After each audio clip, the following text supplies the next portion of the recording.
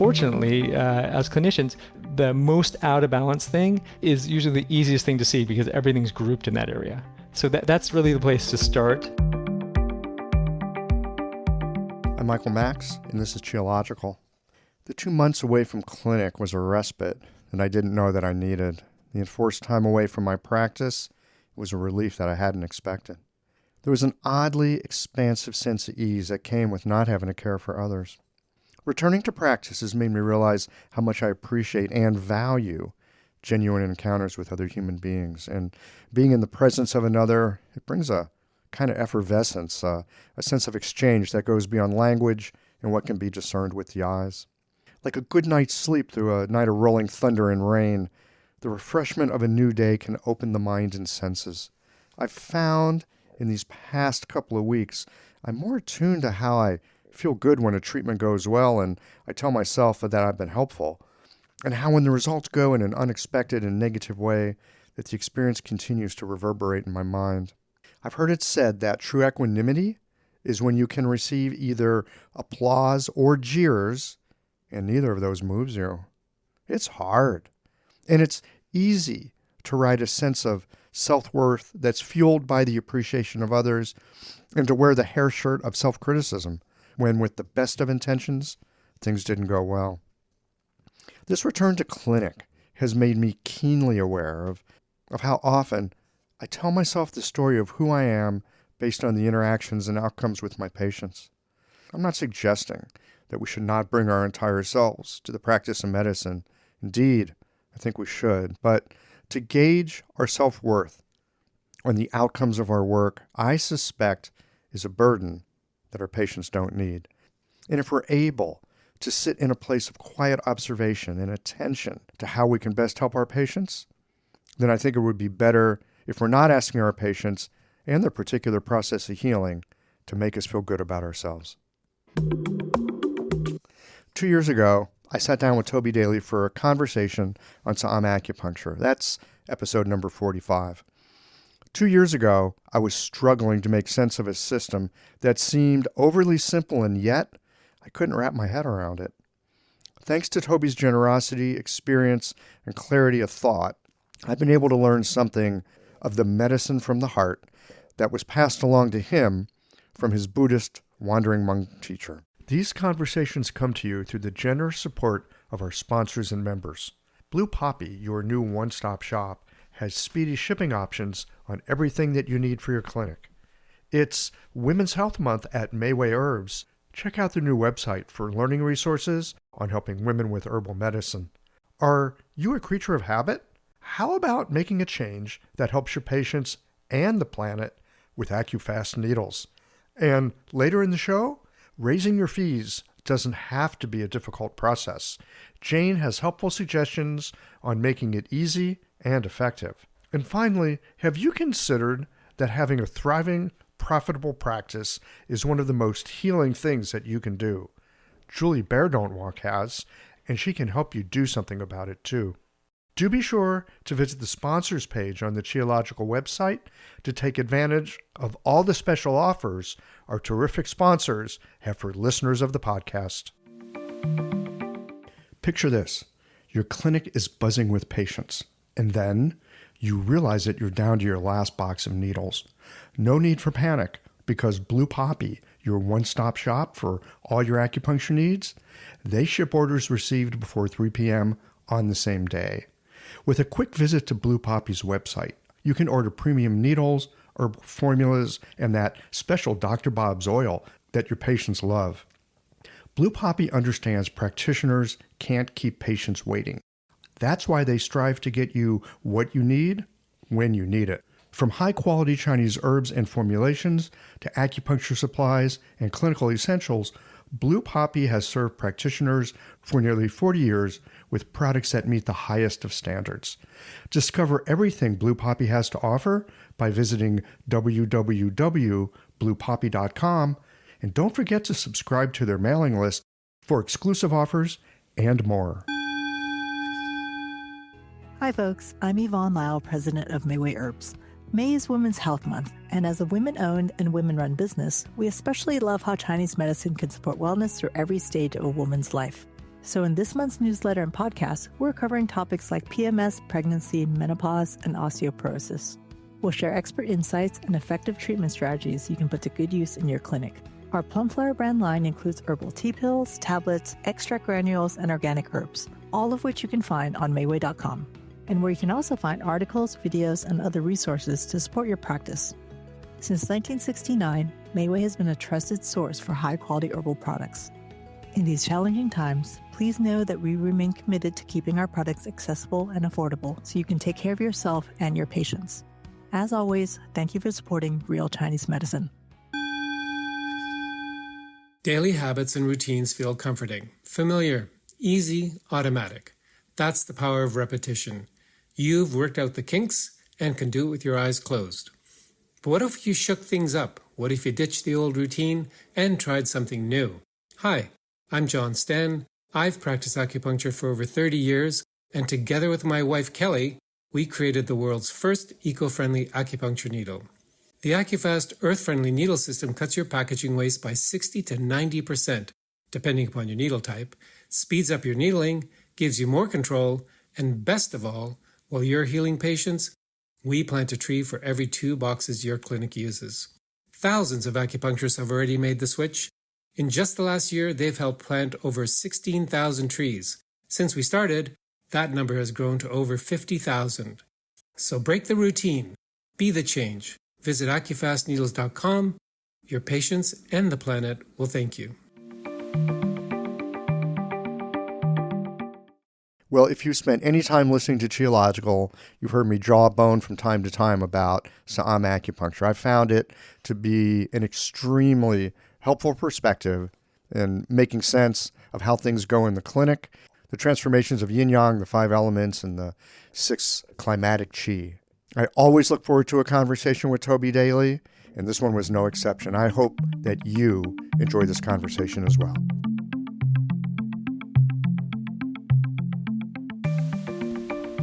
Toby Daly, are you on Qiological again?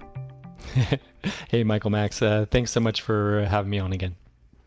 Well, you know, it's always fun to talk to you. What the listeners don't know is we talk to each other from time to time, and I secretly wish I had a tape recorder going for some of those conversations. So I don't know if we're going to be able to capture any of that stuff that we sometimes capture in our conversations, but I'm hoping that we do, because it's fun to talk about medicine in general, right? Yeah. Yeah. So I am thinking it is, as we sit down to record this, it is the middle of June 2020. We sat down to record our first conversation on Saam Acupuncture basically 2 years ago at this same time. It's been 2 years since we've been hanging out and doing this stuff, and I'm deeply grateful for that. Yeah, it's hard to believe. It seems like we're just getting started, and it seems like we've been doing this forever. So yeah, that's a mixed timeline in my mind. But yeah, 2 years, I guess, is right. I know that I have learned a tremendous amount in the past 2 years. Some of it is from you, and a lot of it has been from my clinical experience. One of the things that I most appreciate about the Saam method is that, especially, again, this is just for me, I don't know about other people's experience, but for me, if I take it and I practice it in a thoughtful way, and I do it in a simple way, I make a diagnosis, I treat what I see, I do one side, I don't add other needles, I don't try to do that like CYA, I'm going to put a few needles in here and do some of this and do some of that, or maybe a few ear points. I just have been doing the Saam, which is often quite enough in terms of treatment. And the beauty of that is I get very clear feedback to what my diagnosis was, how accurate it was, and what the treatment did. So the system itself for the past 2 years has been teaching me, which is a wonderful thing. And it's not just taught me about the Saam method, but I feel like it's been teaching me about the interaction of the 5 phases and the 6 conformations as well. There's a lot in it. So I've learned a lot, but what I'm curious about is what you've learned over these past 2 years, because prior to this, you were not teaching. You're just working away in your clinic.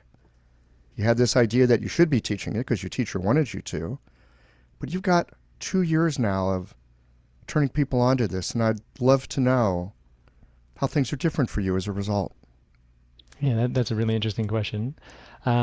One of the things that has been so gratifying for me to hear is that practitioners like you, and I've heard from other practitioners too, they've been able to implement the system so well in their clinic and get good clinical feedback too. So I had a little worry about that, right? I was worrying if I could convey the system to people clearly enough for them to get clinical results. So that's been great. That's been really gratifying to hear, people getting good results in their clinic. And just a side thing I wanted to say too, yes, the 4 points, like you mentioned, that's often, just the exact right amount thing you do. The tendency when you're learning the system is to add things or, like you said, ear points or something like that. But a lot of times, the 4 right points are plenty for the patient to process. And I've mentioned many times that I think about half the treatments I do are just 4-point combinations. And I think now that I'm thinking about it more, I think even more than half. I tend to really work with the 4-point combinations and not try and rush anything. And a lot of times, just with the 4 points, we can really get people going. That's especially been my experience this week, right? 4-point combinations have been amazing. I thought I would have to do a whole bunch of fancy things. People are coming in kind of traumatized from COVID-19 and the riots and things like that. So real tumultuous times. And again, I always start to think, oh, let's do something fancy. But then I come back to the fundamentals, the principles, and it's more than enough. It really meets people where they are right now. This is one of the things that has dramatically changed my practice as well. And I suspect it's because certainly in school, there's that thing that we tell each other and we tell our teachers, oh, well, I did this treatment, and then I just did these other couple of points just to make sure. And what I have found in my experience, whenever I'm in that place of, oh, maybe I should do this other thing, air quotes here, to make sure, it usually means that I'm not seeing things clearly enough and I haven't really dialed in my diagnosis. And it's my lack of clarity that I'm now unfolding in the treatment. And if I can be clear about what I see and give people what they need and nothing more, it's a more powerful treatment. I mean, there's that phrase about less is more. I don't know if less is always more. I think what's right is what's just right. It's more of a Goldilocks and 3 bears thing. You don't want too much. Yeah. You don't want too little. You want what's just right. Too much of a good thing is not a good thing anymore, right? So, and I'm always really cognizant that each point you put into a patient, that you have to take some chi from them to get that. You're going to ask the body to do something. You have to take some chi. So I'm always really careful about that, especially really deficient patients, right? I'm just really careful the number of points I put in. I really appreciate that, what you just said.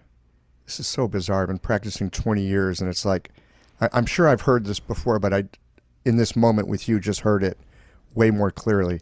Every time you put in a point, you take away a little chi. And you take away a little chi because you've just asked the body to do something. Often we think about, oh, I'm doing this point to tonify heart yin or whatever.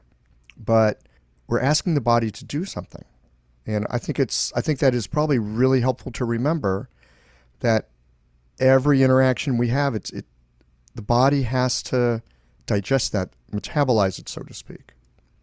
Yeah, and so we always want to, we want to say, for example, it takes one value of chi for the point for the body to metabolize it. We want to make sure we get 10 or 20 values of chi out of it. So, if you just start doing kind of scattershot things, and it's much more difficult to get a return on your investment. With the treatment. Whereas if you do really concentrated, it's much easier. You invest, it's a little bit like money, right? Cheese reminds me a lot about money, right? So if you can invest really carefully into a few, tried and true things, then the payoff is usually going to be much better. That makes sense. Yeah. The other thing that I have found is, especially because these 4 points, they're not harmonizing. By any stretch of the imagination, they're asking the body to do something in a very direct way. It's not pussyfooting around. And sometimes because I do experiment with things, sometimes when I put other points in, it will dilute the effect of the treatment. It's like I had a really strong, clear statement, but then it's like, oh, now I'm hedging.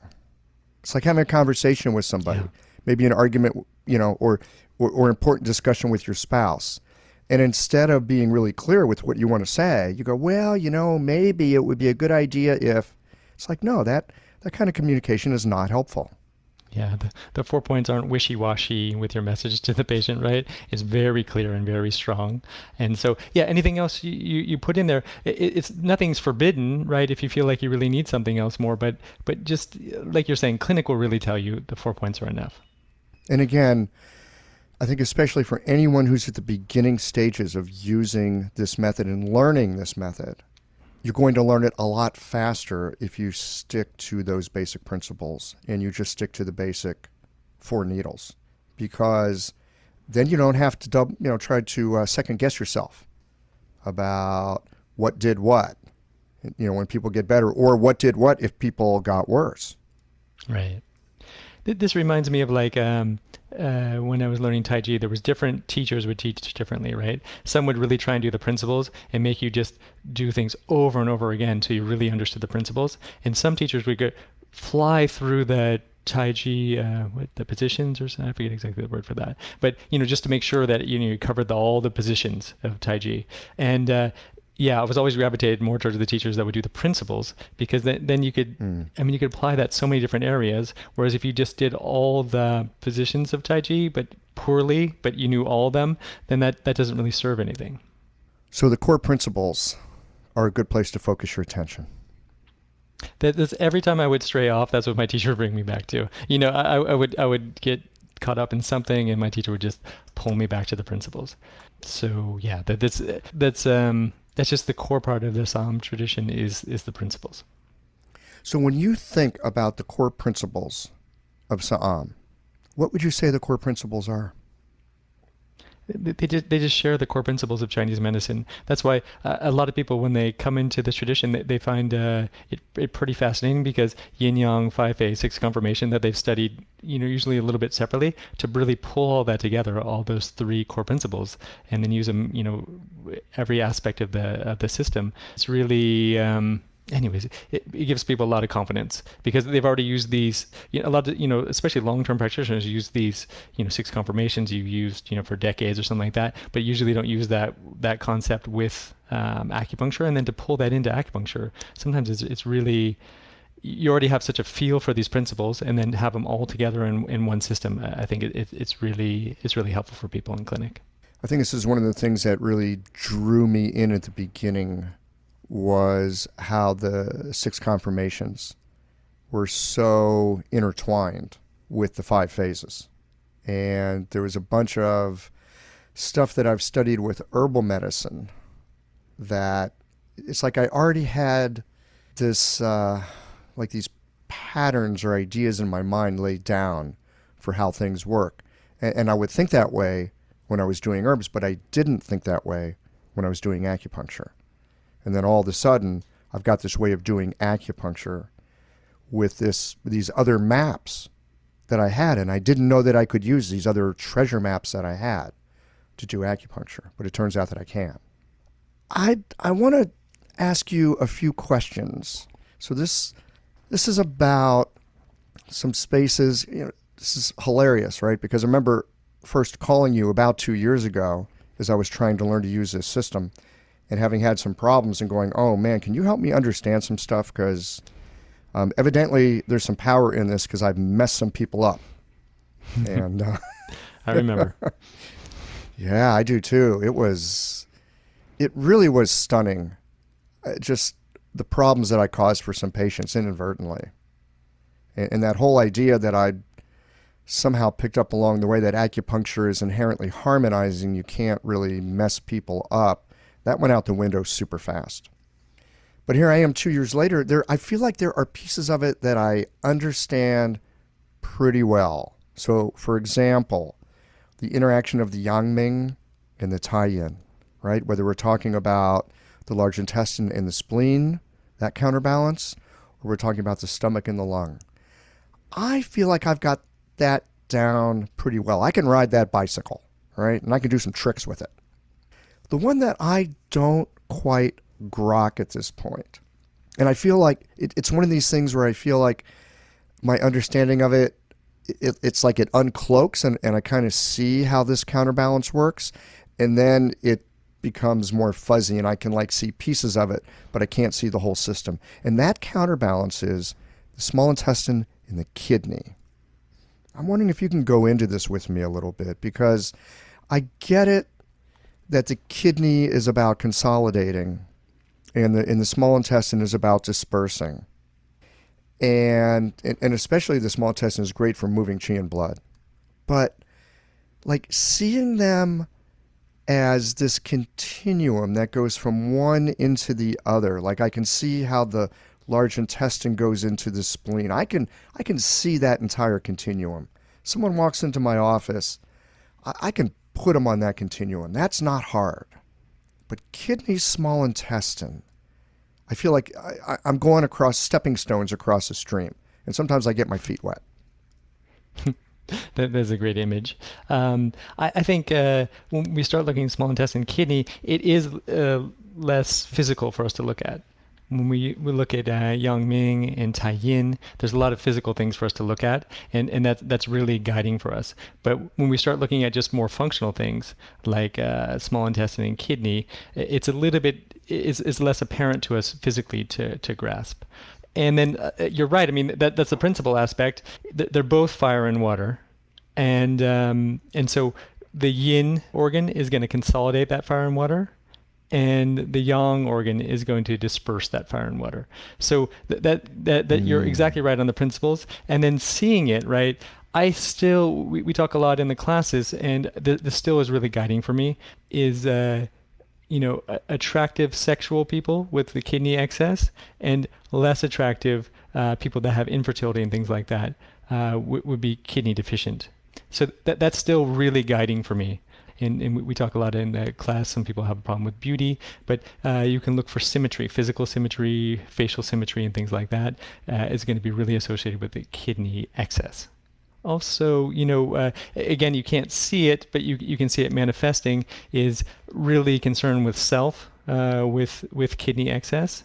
And then extreme kidney deficiency is actually so little regard for yourself that you're actually suicidal. So that, again, there's nothing apparent in the person's physical nature, but you'll be able to pick up on these things when you're interviewing the patient. So there's this aspect with the kidney that is about, I'm here and I know I'm here and I got the resources to be here and I can flourish in this life here on this planet. And the small intestine type person, you're going to be the opposite of that. They probably have low self-esteem, or at least not a very good self-image of themselves. And they're questioning, should I even be here? So they are, whereas the kidney person is very consolidated in themselves. A person who leans more toward a small intestine excess, which of course is the same as a kidney deficiency. Saam speak, kidney deficiency, not TCM, yes. Kidney deficiency. They'd be having a really rough go with being here. They're not sure if they even should be here. Now, the thing that I'm curious about this, all right, is, and again, I mean, here we're looking at kind of a psycho-emotive aspect. I want to see if I can hook this into physicality. And maybe there's not a connection, but I keep thinking there must be. So let's noodle on this. Holding aside for the moment this psycho-emotive aspect, which you may or may not see in somebody. What about the people simply on a physical level? They've got blood stasis. They've got a sore shoulder. They've got pain somewhere. And the small intestine is a fantastic go-to for pain, especially if it's up in the shoulders where the small intestine runs. It can be amazing. And yet, sometimes we'll get people in, they're attractive, they're symmetrical, they're, quite happy and good in their life, and yet, oh yeah, they're happy and they're good in their life, and we're going to use the small intestine. That'd be a fine time to use the small intestine. They could use it anyway. Okay, all right. Yes. So this is where the Saam thinking I'm still doing it, right? I start going down the road and I go, oh, no, wait, now I see it.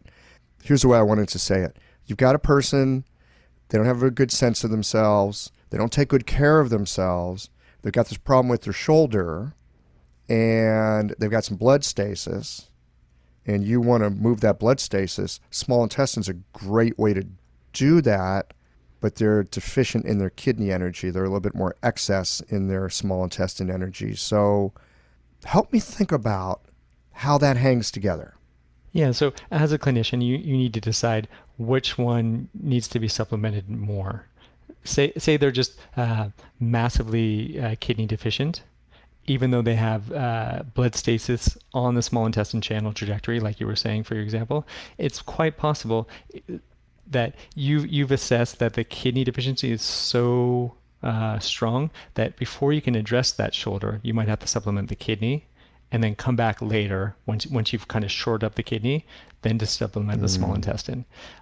It's possible that even though the small intestine is really needed to be addressed right now, the kidney is so weak, though, you can't really do that until you bring these up to balance. But again, that's a difficult part about being in clinic, right? You always have to just be assessing, right, where these relative ratios are. And if there's a huge ratio, even though there's like an acute need for supplementing the small intestine, you might, if you've diagnosed, the patient's coming to see you for infertility, there's massive asymmetries. We're just stack everything on top of them. They tend towards suicidal thoughts and things like that. Exactly that scenario, I would supplement kidney, even though the chief complaint might be shoulder pain along the small intestine channel that's due to trauma and so old blood stasis there. I would still take care of the constitutional massive disharmony, a couple of supplements of the kidney, and then address the shoulder. That's how I do it. And it's clinics often like that, right? Both need to be addressed, and then you have to decide which one. Usually like that. Yes. Which one do you need? And then the experience will help you with that, and then also just if like the scenario I laid out, if there's just massive amounts of the shoulder pain with the blood stasis is the only thing we're seeing to supplement small intestine, and everything else is on the that we need to supplement kidney on the other side, all the other symptoms and signs, then that's the body's way of telling you that that's what you need to address first, the preponderance of symptoms and signs on that in that organ system. This episode is brought to you by Jane, the clinic management software that honestly just makes running a practice easier. Let's dive into something that's never easy, but sometimes necessary: raising your fees. It can feel awkward, right? But here's a tip that can really help. Consider offering flexibility to your patients as you introduce the change. When patients face new fees, it's natural for them to feel uncertain or concerned. That's where flexibility can really make a difference. Offering options like a phased increase, suggesting a payment plan, or even taking a moment to talk things through can help to ease the transition. These thoughtful gestures show your patients that you're listening and care about them, which strengthens the trust you've worked so hard to build. If you're looking for more ideas on how to navigate these kinds of changes, head to frontdesk.jane.app and check out the article, How to Tell Clients You're Raising Your Fees. One last thing, if you're ready to give Jane a try, you can use the code CHIOLOGICAL for a 1-month grace period on your new Jane account. Right. I mean, it's very rare that we see textbook sorts of situations walk in. And, again, I can't help but bring herbs in from time to time. You know how I am about this. But this is one of the things that we see a lot with herbal medicine. So we're looking, okay, they've got this thing here, and maybe what they have is an excess in a certain place, but the deficiency underneath it is so profound, you can't get to that excess until you've boosted them up a bit so that they've got the vitality that you can address that. Yes. So that actually makes perfect sense now that you put it that way. Yeah, but to complicate our scenario further, let's say they have even leaving aside that all those kidney signs we saw, let's say they're, say, 400 pounds overweight with really moist, sweaty skin, right? So then you might have to go in and deal with the Yang-Min tie-in scenario before you could even get to the kidney, before you can get to the small intestine. So again, whatever. I think Kristen from the forum coined this, right? Is like whatever the grossest thing in the room is, right? That's a great way of phrasing what I've been trying to say for a long time. That's where you have to start. And fortunately, as clinicians, the most out of balance thing is usually the easiest thing to see because everything's grouped in that area. So that's really the place to start. Especially if there's a lot of imbalance. If there's just minor imbalances and then blood stays in the small intestine channel, then you know what to do right away. But like the scenario I just laid out, you actually should supplement large intestine to deal with that spleen excess first because it's so gross. So I often think of the phrase "the elephant in the room." Yeah, so that's good too. That thing that is so obvious, and yet when people use that term elephant in the room, it's the thing that's obvious, but often people are not paying attention to it. And I think we see this with our patients, that there's something that very grossly stands out to us. They're not paying any attention to it at all. No, man, it's this knee pain I have here, right? Or it's this shoulder pain or whatever it is that they came in with. And it's up to us to see, well, for me as the practitioner wanting to help you with that thing that you say you want help with, what's the thing that stands out to me the most? What's that elephant in the room that they may not even be talking about?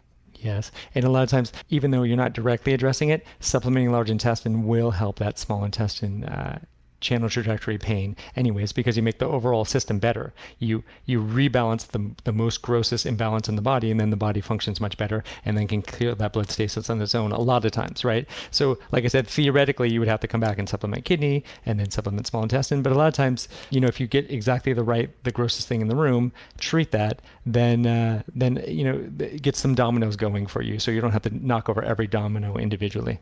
Yeah. I've heard you say this a lot.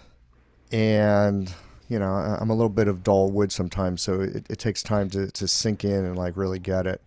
This thing that you talk about, that if you take care of one, if you think about the meridians as a wheel, think of the channels as a wheel, you take care of the grossest thing, the whole system cannot help but get better. And probably because I'm a Westerner and, my training, I was trained in Chinese medicine, so they're trying to teach me to think in a circular fashion. But it really has taken me time to learn to think in a circular fashion. It's very easy to look at something and go, I'm going to go directly at that thing because that's the thing the patient wants, and I want the patient to feel happy, and I want them to get some relief. It's a little counterintuitive at first to go, if I can just balance the system. I mean, to really believe that. It sounds really nice on paper. And I remember, as a student thinking, it's so cool, we can harmonize the system will take care of itself. But guess what? I didn't believe it back then. I thought it sounded nice. I didn't believe it. I'm coming around to it. Yeah, but it doesn't always work. Like I said, sometimes you do have to go and knock over each domino individually, and so that's that's a sort of frustrating thing about clinic. Even if you get it exactly right, sometimes just the state of the patient, the overall constitution, things like that, they're just not strong enough to take even your totally correct diagnosis and just run with it and knock all the dominoes. So you just have to knock over each domino individually. The nice thing is, you can make progress, but just slower that way. Well, sometimes it takes a while to get things worked out, and especially for many folks that come to see acupuncturists, they've probably been working on things for a while, or they wouldn't have come in our door. What I'm really taking away from this conversation today is to be attentive to whatever underlying weaknesses there may be that need to be strengthened a bit before the body will have enough chi that you can go at the other things more directly. I like the idea that, the diagnosis is correct, here's where the problem is, and there's this other background thing going on, and let's not forget to include it. Trick is to find out which one's primary. Right. A couple of decades in clinic, that will help you. Thank you. That's very reassuring. We were talking the other day about how clinic is often kind of like a mixed martial arts fight. That, you know what I mean? It's like, okay, I got this grappling thing down, but the other person, it's like, okay, I'm being grappled, but man, I got some kicks that are going to get me the hell out of this mess. And so, Right. they do one thing. It's like, and I feel like this as a practitioner, it's like, okay, I think I got a handle on this. All right, I got this problem in a headlock. And then, something else happens and now I'm down on the mat. It just seems that we constantly have to be attentive and adaptable moment to moment in clinic, because I don't know about you, but once I start to feel a bit complacent about what I'm doing, I just know I'm going to get taken down. Yeah, for sure. Yeah, complacency, and then also like reliance on pretty theories, right? Yeah, I heard about this like when MMA first started, right? They had a whole bunch of like different like kung fu traditions and all these kind of things, and then they all, you got to just go in the ring, right, with whatever you had, and then you quickly learned, right, what worked and what didn't work, because there weren't too many rules, and so then you could see like different styles had more were effective there. Again, you could imagine like, oh, I can project chi and I can do so many things and defeat all my opponents. But then when you go into an MMA cage, right, that's this is a little bit like being in clinic, right? You can have all these pretty theories, these thoughts and things like that, but what about the clinical results? It's got to be pragmatic theories. It's got to really serve. It's got to help you to help the patient. And if it doesn't, then it has to be discarded. Otherwise, it's just distracting in the ring, and you're just going to get pummeled. Yep, get your nose broken while you're at it. So the theory piece seems important in that it gives us kind of a roadmap. It gives us some ways of thinking about how things work. And, one of the really interesting things about Chinese medicine is there's like lots of different theories. And the difficult thing about Chinese medicine is that there's lots of different theories. And so, like, how do you know which one might be useful in any given moment? Right. I think that the nice thing, again, comes back to clinical experience. It feels like now I almost never see totally brand new patients, right? I've seen those patterns that are patients are coming to see me so many times. So then you just start to recognize reliable pattern manifestations and then just treat those. I think that's really helpful. I wish we could just bottle this and give to young practitioners, a bottle of clinical experience. Unfortunately, you just have to be in the trenches for a while to get these. But I mean, really, that's the reliable things for me. I've seen that type of pattern before. I recognize those, even though this is a brand new patient to me, I recognize those patterns and I know how to prioritize and how to treat those patterns. So if I'm hearing you correctly, the theories can be useful in that we refine them through our experience. So when certain people show up, we can go, oh, I recognize this. This patient rhymes with these other 200 patients that I've had. Yeah. That respond well to a particular treatment. And like we were talking about before, prioritizing them too, right? When you see like a gross pattern that's just completely out, and you've seen that so many times with other people, that's where you need to start at least. Start with the elephant in the room. Yes. I always want to apologize to the listeners, Michael, because you and I, whenever we have a conversation, we just keep circling back to the principles. And so I apologize for anyone tuning in looking to hear something really exciting. I don't think we have much to offer in that area. I trained in Aikido for a number of years. This was a while back. And one of the things at first that really bothered me was like, in the beginning, you go over some of the basics. It's like every Aikido practice session, you're going to start with some basics. And it took a while to realize that the basics, you can do the basics every day and it will teach you something new. If you are attentive to it. And so I don't know why that wouldn't be any different for other kinds of cultivation type practices, of course, which medicine is. So, so here we are at that. Let's take these basics and play with them a bit. This is the middle of June 2020, as I was saying. Remember the good old days when all we had was a pandemic? That was like just a couple months ago, and now we've got like the fabric of our country really being challenged. And what I'm hearing from a lot of people is this like sense of battle fatigue. It seems that people are being traumatized in all kinds of different ways. And I'd love to get your thoughts on using the principles, using the basics here, how we can think about helping people when it feels like their world has come out from under them in a span of time as short as just a few months. Yeah. Again, we should always look at how they're being traumatized and how that's manifesting in their bodies. That's the most important thing. But some things to look for, right? People a lot of times seem like they're losing the root. So supplementing pericardium is a really good idea to have in the forefront of your mind right now to give people a little bit more root. Seems like people are getting really swayed around quite a bit. Fear is a big factor, so supplementing heart is a really reasonable thing to be in the forefront of your mind to look and see if you can find some way to help patients with that.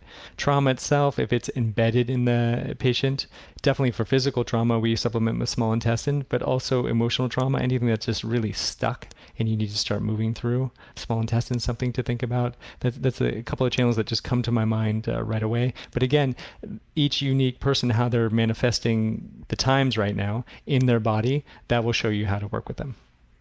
So we're back to the principles. There's nothing fancy here. There's no tricks up the sleeve.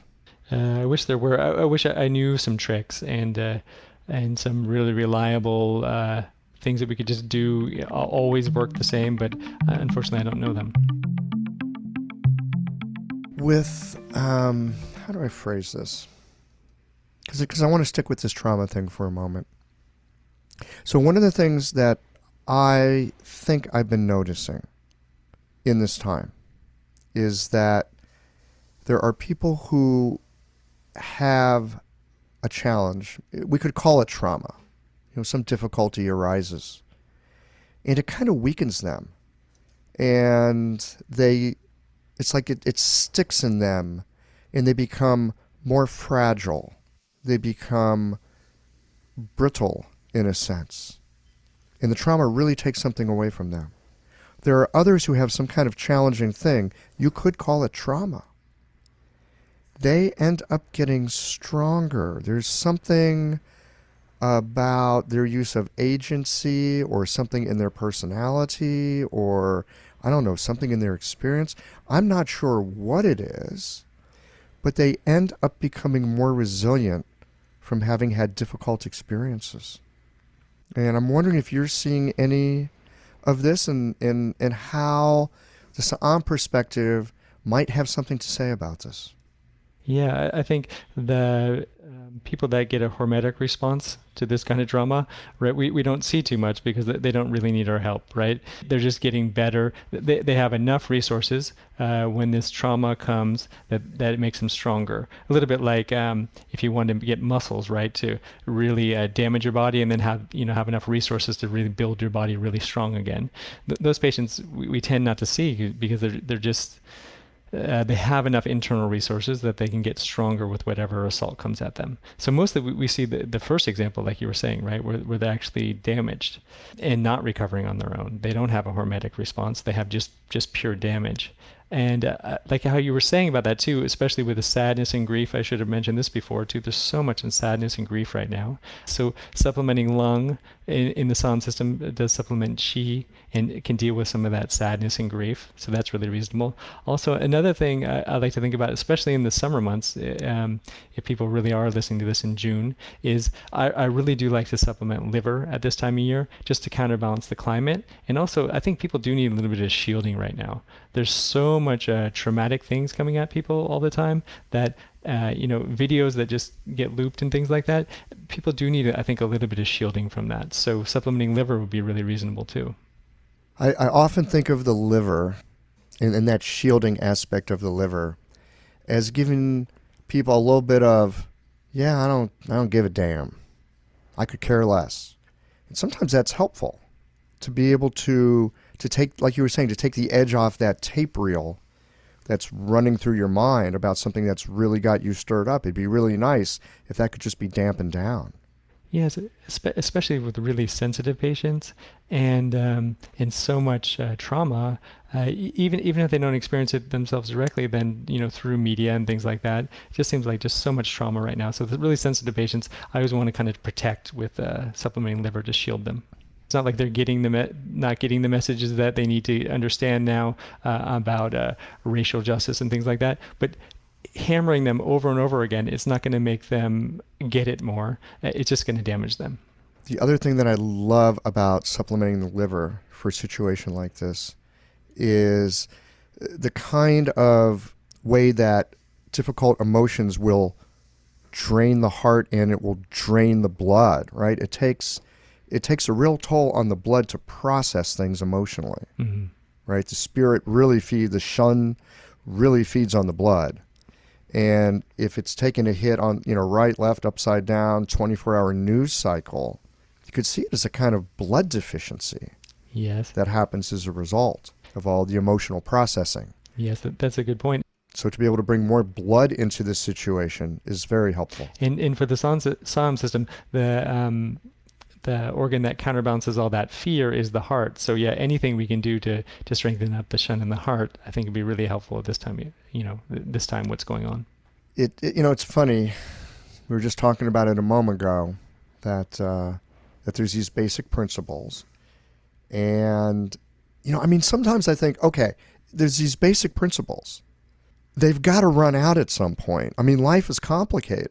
It seems like if we can figure out what's primary and what's secondary, it's like there's 52 cards in a deck of cards, but there are almost infinite combinations with those 52. Right.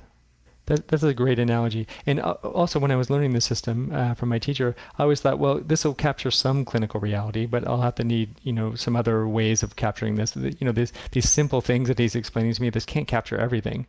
And then just over the years, right, I just see over and over again, this captures so much things we can see because, like you said, the combinations of hot and cold, the combinations of wet and dry, the combinations in and out, ascending, descending, all these combinations, it's just permutations of the same principles. So it's so nice to be able to approach these things from principle standpoint, because otherwise it's so easy to get caught up in, like your analogy with all the cards, right? To look at all the cards and what other people have and things like that. Whereas if you can just look at, using your example, like the suits, if you could just focus on the suits, that's so helpful for clarifying things in clinic, which is already so difficult on its own, right? So it's so nice to have a guiding principles so you can manage all the basic chaos that you see in clinic. Clinic is chaotic. It's, I know we've joked about this for a while now.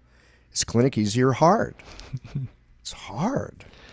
No one's ever answered easy to that, actually, So I think that the consensus is clinic is really difficult. So you need some guidance there, right? When that's the strong winds of chaos are flying around in your clinic, you need some principles of how and where to start. And that principles really they come in handy in those chaotic situations. Me too. And one of the things I'm picking up from our conversation today, I want to circle back on this, is that you want to look for areas of deep deficiency, right? There's areas of excess, but and then you want to be able to make sense of, okay, we're looking at the excess here, we're looking at the deficiency here. If there's much more deficiency than excess, you probably want to really start with boosting up what's deficient first. Especially if any treatment that you do is going to call something from the body.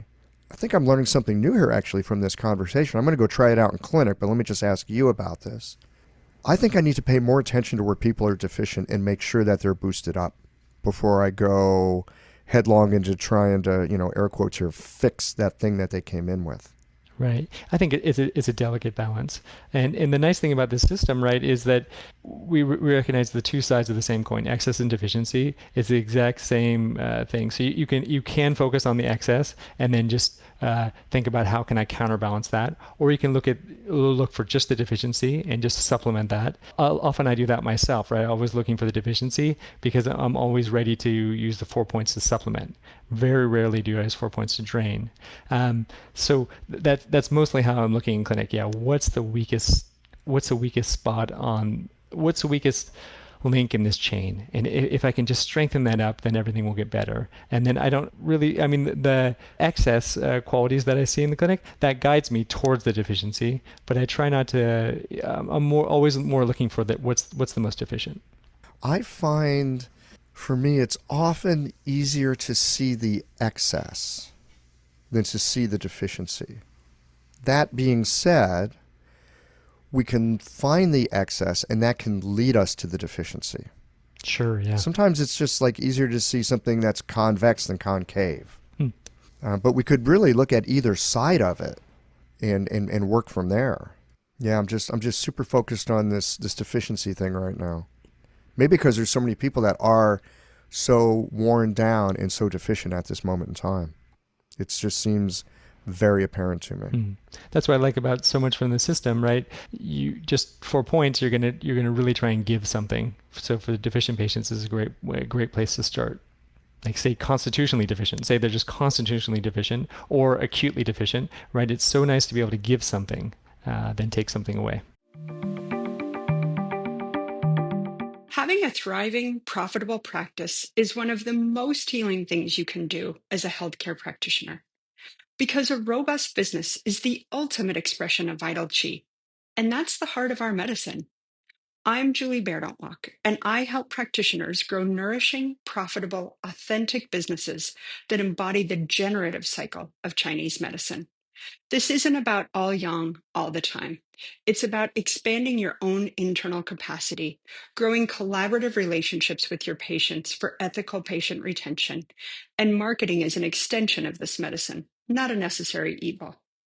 You already know that everything is connected in your patients' lives and bodies. The same is true for your business. When we align your systems, your schedule, your pricing, and your offerings with you, we create flow, which means more spaciousness, more impact, and more joy. When you are in the flow, fully resourced in terms of chi, time, and money, your business becomes a source of healing, not just for your patients, but for you. Let's grow something rooted, radiant, and real. Visit lifeflowconsulting.com to learn more. I've heard you say this a lot, that it's better to give people something than to take something away. And I'm just thinking about, human beings in the way that we are. If you're having a rough go, it's nice to get a hug from your spouse rather than have them tell you about something that, well, you ought to do this because then you're going to feel better. It's better to be kind of boosted up a little bit, to be kind of held, to be nourished, to be supported. And, and once you have that, the rest of the system does become much more resilient because we have these resources within ourselves. It's just a matter of getting them activated. I think about, man, I might get called out here, but I'm gonna say it anyway. So in Western culture, generally speaking, I'm just gonna say generally speaking, if somebody wants to help you get better at something, they'll often try to be supportive of what you're doing and recognizing the things that you're doing well. Chinese culture is kind of the opposite. At least this has been my experience from living in China. Often in Chinese culture, criticism is seen as a kind of support. I am helping you by criticizing you because that's going to help you to get better. And in the West, we often will do that a different way. And so I think also with our treatments, there's an aspect where we're kind of giving and supporting rather than like wagging our finger and trying to take something away. And human beings process those two things in different ways. Right. And I was thinking about actually both are appropriate at different times. And the 4-point combination, right? Exactly. We're actually supplementing 2 points and draining 2 points. So that's the East and the West. Whatever strategy they take, we combine those equally in each 4-point combination. Overall thrust is for, like both cultures would agree, you want the person to be better. So by a little bit of like criticism and a little bit of support. 2 points support, 2 points 2 points of criticism. Those organ systems are just way too exuberant, so we got to criticize them a little bit. And these organ systems, they really need a hug, right? That's yeah. I guess that's two ways of thinking about the 4-point combinations. Yeah. Again, I'm so struck today as we're having this conversation about really attending to the deficiency. It hasn't landed with me in quite the same way before. We'll have to see. I'll keep you posted on how that pans out. Okay, yeah, that's good. If we're clinicians, there's always something to think about, always something to develop a little bit further. I thought of one more thing about this. Our analogy kind of breaks down though, because for the Saam system, we would give a hug to the Jing Well points, and everyone agrees that's not a hug. Well, so the Jing Well points are interesting. They're strong. They're really strong.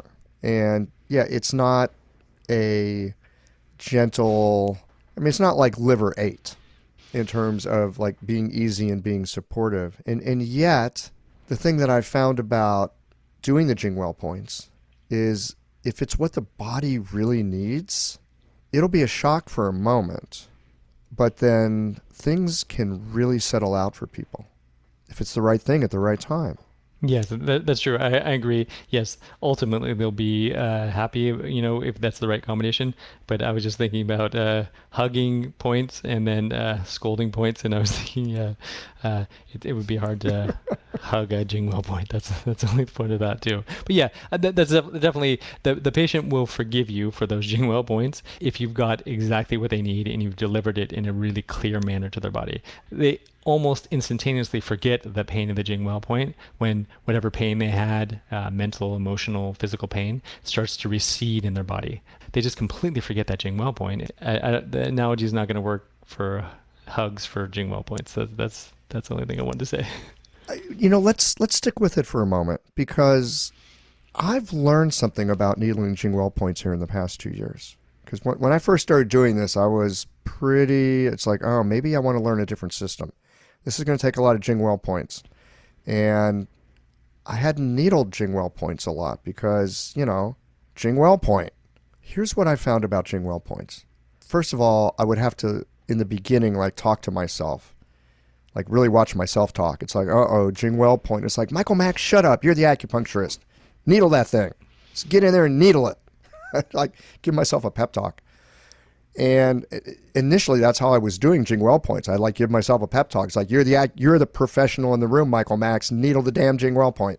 And then what I discovered after that was, especially because I would see that it was helpful, I realized that if I was okay with needling the Jing Well point, the patient was much more likely to be okay with it. If I went into it with this sense of like, oh God, I don't know, but I'm going to do the best I can, it'll suck for a moment, I would get a different reaction from the patient. I would have a different feeling in my own body. If I go into it from the point of view of, this is going to be really helpful, and I'm the pro here, and this is just what a pro does, and you just do what you got to do, because it's going to be helpful. And it seems to me, it's number one, the needles go in easier from my perspective, and I think it goes in a lot easier from the patient's perspective. A lot of it has to do with us. How grounded are we? How congruent are we? Are we good with it? Because if we're good with it, it's like parenting a child, right? If you're good with something, the kid's probably going to be good with it too. Yeah, patients and kids can sense if you're authentic or not, right? We have to admit that, yes, patients can really sense if you have a lot of confidence in your diagnosis, and you that's why it's such an uphill battle for new practitioners, right? It's so difficult when you're first starting because you have to kind of project confidence, but you need to get clinical experience, but in order to get clinical experience, you have to start somewhere. So that's a really uphill battle. But especially you've been doing this for a while, right? Then you have a lot of confidence, and everything just does go quite a bit. The patients can sense that. Especially they're hyper aware. They're laying prone on the table and about to get pain, so that you've really got their attention. So if you can embody confidence and genuine confidence and certitude of what you're doing, then yeah, that's going to just permeate the room, and the patient will undoubtedly sense that. Again, that piece about when you're clear with what you know you're doing, it really makes a big difference. I don't think it's the same as intention. I hear people talking about intention a lot. Ooh, acupuncture is about intention. It's about E. And, maybe, I don't know. What I have discovered is if I feel like I am seeing clearly what's going on for somebody, then it feels like the actions that come out of that clarity are more helpful. Yeah, 100%. And the beauty of the Saam system is I feel clear a lot more of the time than I used to. Right. And the thing about the Saam system, though, if you trick yourself into feeling clear about something, clinic will yank that away from you quickly. Robust, quick clinical feedback really hones that clarity. You can't fool yourself. That's right. Well, and again, you were talking earlier about, am I taking and putting a mental framework on my patient, or am I seeing what's there? And yeah, you could have this really nice theory of how things are working. I have it all the time. And I'll do a treatment, and it clearly is wrong. And every time that happens, I just think to myself, man, look at that. Another great idea proven wrong by reality. Yes. And then you just take the needles out and do something different. Yeah, it's coming back to our MMA thing, right? You could go into the ring thinking, I'm just going to really project my chi and defeat this opponent, and then next thing you know, you're bloodied up with a headlock on the mat there, and then yes, that's Yes, I'm going to have to kick him in the temple now, just like that. Well, maybe I should think more about going into clinic as a mixed martial arts. I mean, just having that kind of nimbleness and attentiveness. Yes. It's not a bad idea. It doesn't really fit with the idea of a gentle acupuncturist, though, does it? No, well, yeah, not really. I mean, if we think we're wrestling disharmony or disease process, I think that's okay. But yeah, I was thinking about too, right? You find yourself in a chokehold, right? You're not quite sure what to do. You have to think quickly, right? And you have to pivot, and you have to go to different ideas. So that analogy is actually pretty good. The spotlight's on you, and whatever skill sets you brought into that ring, then you have to use it. And then if you have a theory or you have a plan to go one direction and everything's going really poorly, then the quicker you can change plans and switch around what you were just starting to do, then that's going to get you less likely to get choked out within the first few seconds if you can switch plans if everything looks like it's not going poorly. Well, and it's so helpful for a practitioner to be able to do this, right? It's not helpful to do a treatment and then wonder, well, I'm going a whole week and I wonder how people are doing. It's really useful to be able to get feedback within the first couple of minutes. How's this going? I mean, just in a regular clinic, that's going to be helpful. In a community clinic, I would think, or if you're seeing a lot of people, in some kind of rapid fashion, it's even more important to know if you've got it right or not. I think I shared with you before, I did a couple hours a week at my clinic. I would see, anyone who would show up.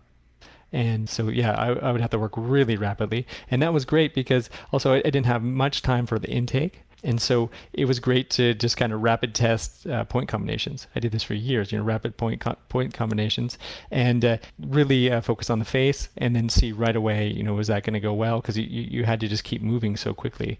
Your waiting room's packed. You can't just... Yeah. So anyways, circling back on what I tried to start to say, rapid clinical feedback hones your diagnostic skills quickly. It does. And then as your diagnostic skills get better, your results get better. I found this to be true as well. I mean, sometimes you could spend a lot of time with somebody, but sometimes I feel like I'm sharper if I've got some constraints in time. It's like, I got to get to this. And rather than like noodling on this and noodling on that, it could be this, it could be that, maybe we could do the, what is it? It's like, okay, I got like 7 minutes. What is it? It's like doing wind sprints. I mean, it'll build you up, and it'll build your capacity in certain ways. Oh, I was just going to say anything that can help focus your mind, right? Like that. Yeah. So if you have time constraints, like especially in a community clinic, you really have time constraints. And so that just focuses your mind, and you're just looking for, what's the most important thing? What's the weakest link in the chain, right? And then how quickly can you find that? Treat, observe, everything looks good, and then move on, right? That you can move really rapidly that way. And then, like I said, the clinical experience is there's no substitute for that. So especially if you're seeing a lot of patients an hour, then that clinical experience comes quicker. And like how I did it with my clinic, right? Just 2 hours a week, I would do that.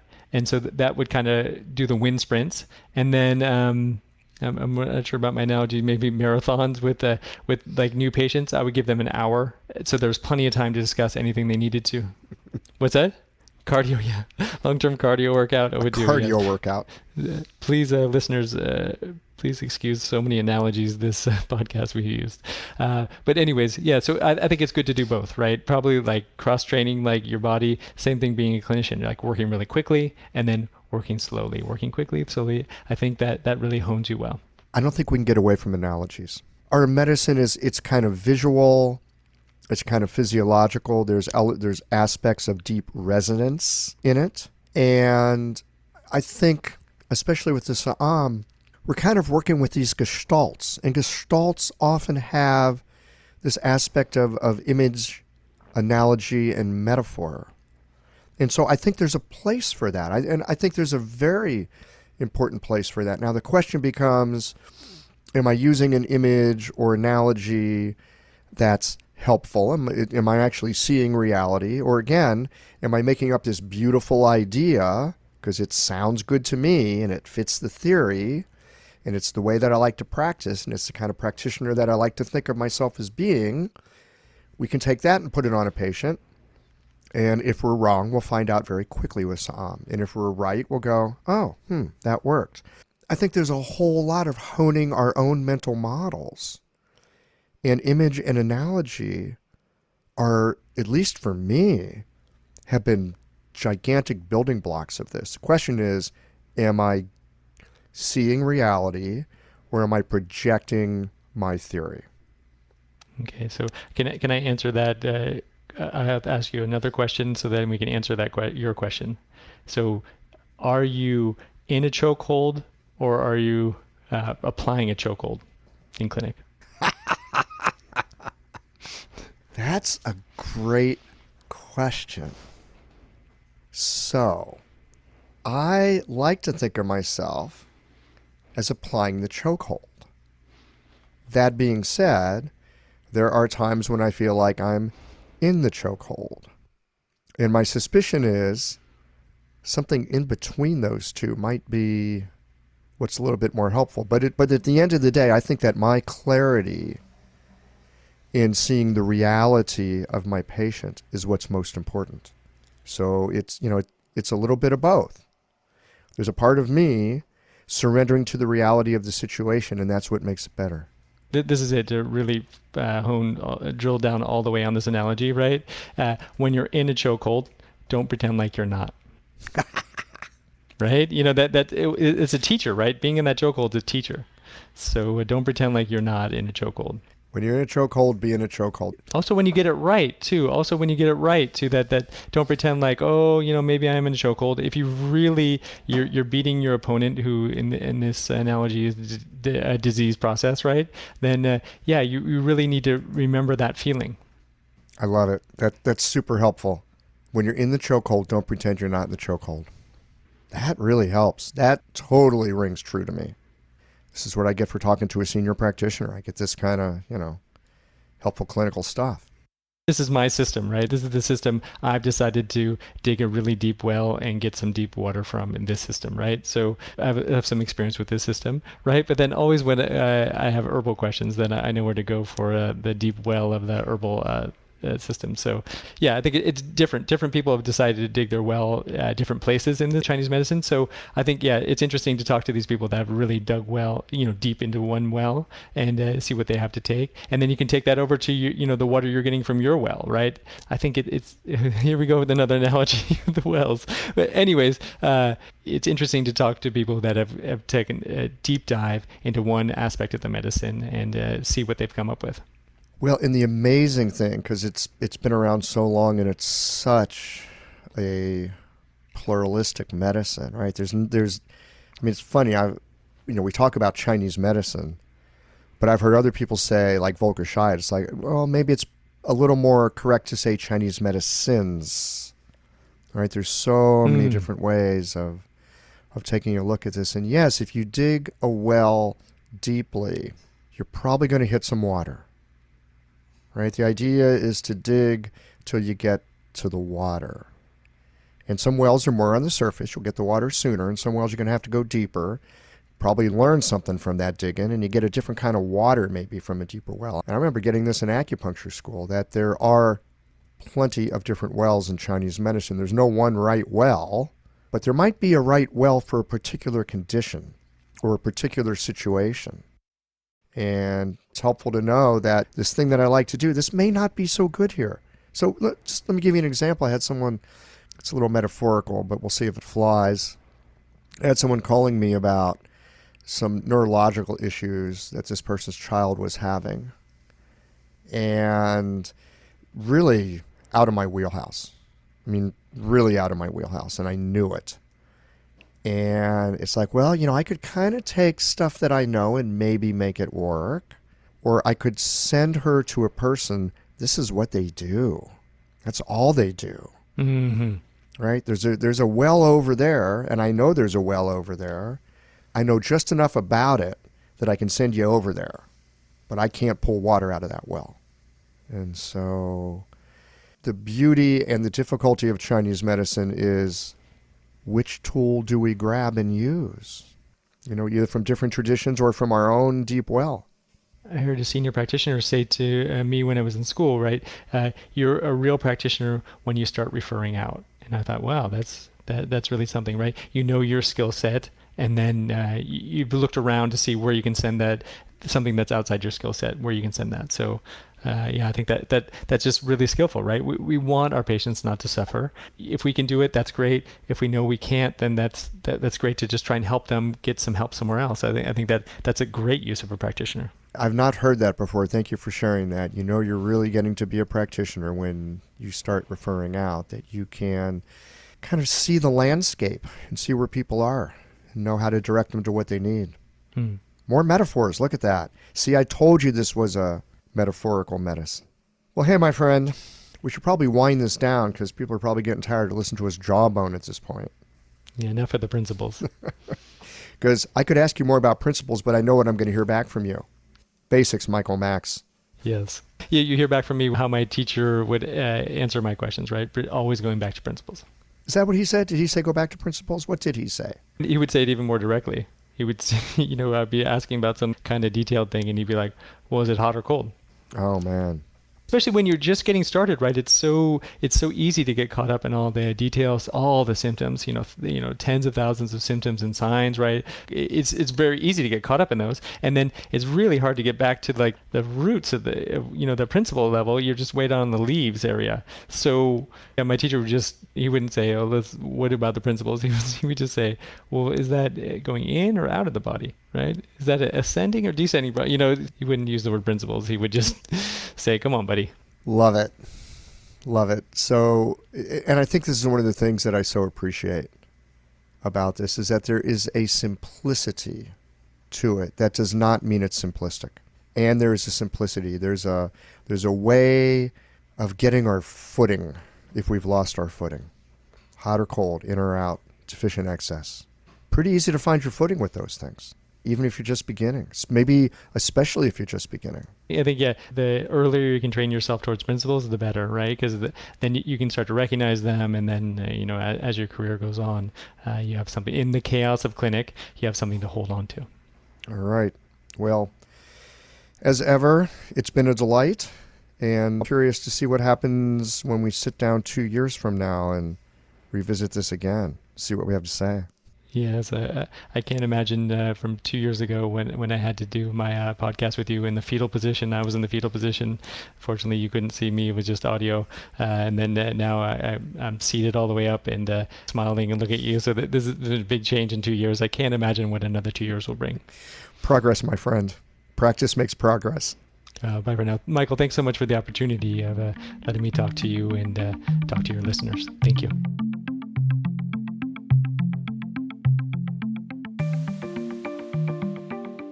When I first started learning Saam Acupuncture, I thought it was mostly a matter of learning a new way of thinking. And while that's true, what I've discovered is that beyond thinking, there's a way of connecting with our patients in a heartfelt way that opened up for me.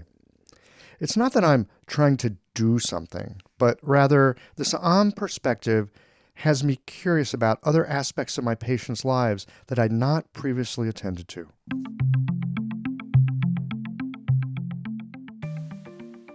Well, here we are at the end of this episode. If you've listened up to this point, you're either a rabid fan of Qiological or the forward button on your podcast player stopped working.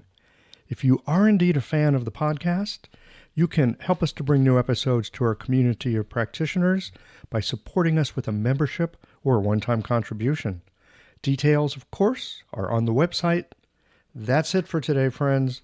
Join us again next Tuesday for another thoughtful episode of Qiological.